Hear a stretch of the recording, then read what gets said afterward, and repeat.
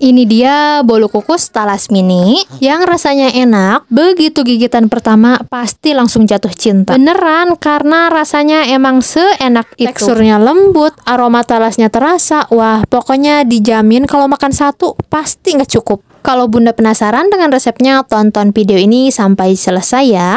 Oke, langkah pertama masukkan 2 butir telur, gula pasir, vanili bubuk, dan 1 sendok teh SP ya. Lalu mixer bertahap sampai adonannya itu kental, putih, dan berjenjak. Oh ya Bun, untuk semua bahan, semua takaran sudah aku tulis jelas di kolom description box, jadi tinggal dicek aja ya.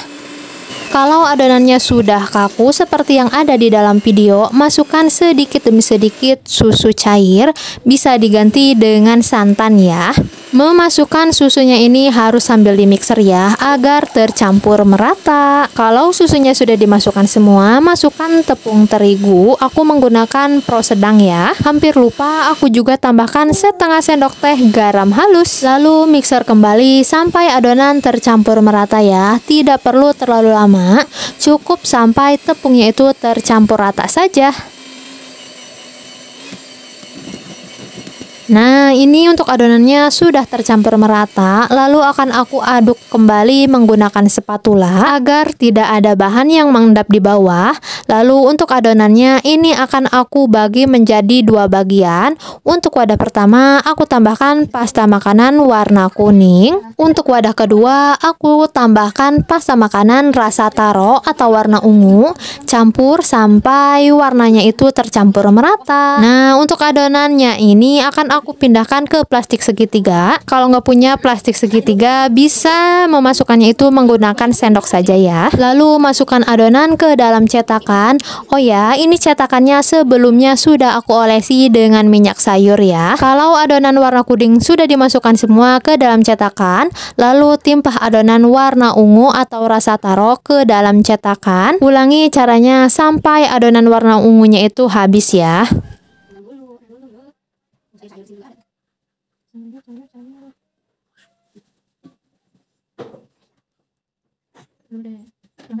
Kalau adonannya sudah dimasukkan semua ke dalam cetakan, lalu akan aku kukus.